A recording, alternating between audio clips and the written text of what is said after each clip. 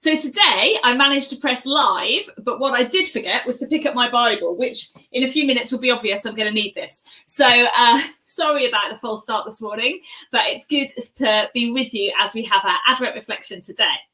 Now in the box today I have a blank sheet of paper. Here it is. So I'll put it to the side there. And this blank sheet of paper, it's got nothing on it. If you like, it's full of potential. We could have world-changing plans on this piece of paper. And today, as we're looking at rest, we're looking at having space and having space in our lives, or if you like, being like a blank sheet of paper. So I'm going to read you from the Bible that I've just picked up from Matthew 11, beginning at verse 28, which is what we're looking at today. It says this: "Come to me, all who are weary and burdened, and I will give you rest. Take my yoke upon you and learn from me, for I am gentle and humble in heart, and you will find rest for your souls.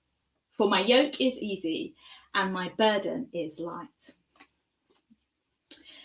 Now, if you've ever done that thing called Strength Finder, where you work out the things that you're really good at, I come out as having achiever as one of my top fives. For those who know me well, that will not be a surprise. I like doing things. I like being active. I like having things tangible to see that I've done something.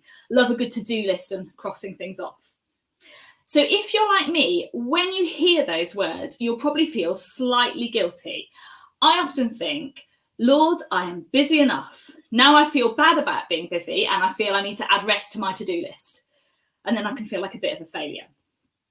And often in the church, we talk about theology, we talk about doctrine, we talk about ethics, but actually not so often do we talk about lifestyle.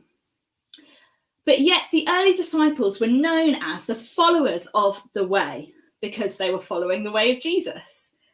Not just following Jesus's ideas, but following the way that he lived. In fact, as people would talk about following their rabbi, they would talk about being covered in the dust of their rabbi, just following not only what they said, but what they live like. So why do we find it so difficult to come to God when we're burdened? Why do we find it difficult to rest? Now, some of that is because of our culture. We live in a culture that's quite hurried. But ultimately, I think it comes down to being a trust thing. We want to follow Jesus. We want to serve him.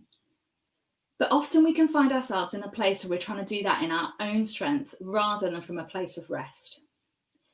Where life is so goal-orientated, we have targets at work, we have things we're trying to achieve at home. There's a pressure in life to be perfect in lots of things, to have the perfect home, the perfect family.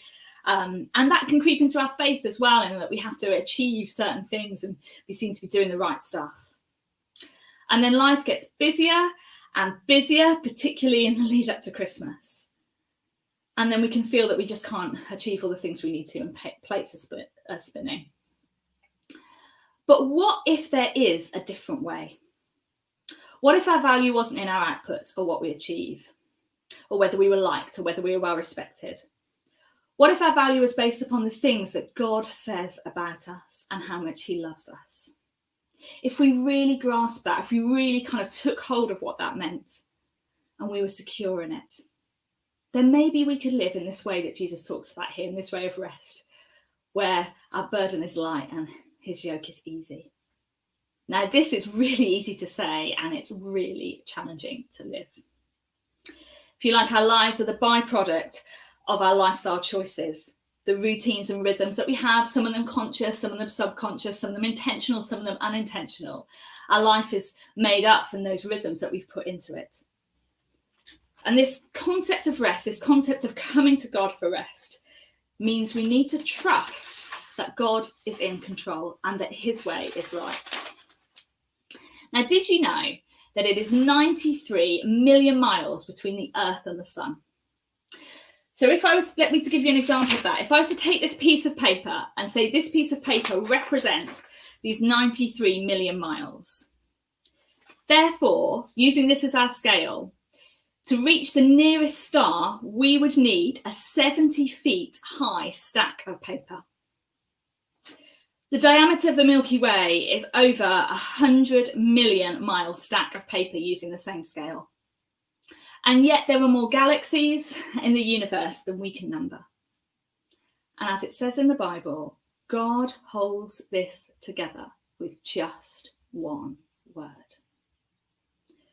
God has got this. We can trust him. We can trust God with our day-to-day to guide us, and we can trust him that we can take some time to rest. This challenges me. It particularly challenges me this close to Christmas. I love achieving. I love seeing tangible results for my day. And the thing is with rest is you can't get to the end of the day and see something you've made when you've rested. But the concept of rest will set us up for life in a much deeper and a much more fulfilled way. So this Advent, share your burdens with God. Rest in him. Let's not all arrive on Christmas Day totally exhausted because of the craziness that we've had in the weeks beforehand. But actually, let's enjoy the gift this year has given us of a less packed diary with less parties to go to and things to do, and spend that time in God's rest. So we come to Christmas rested in him, spending time with him, reflecting on what Advent is about. Let us take some moments with God this season as we think about his coming. Have a wonderful and restful Wednesday.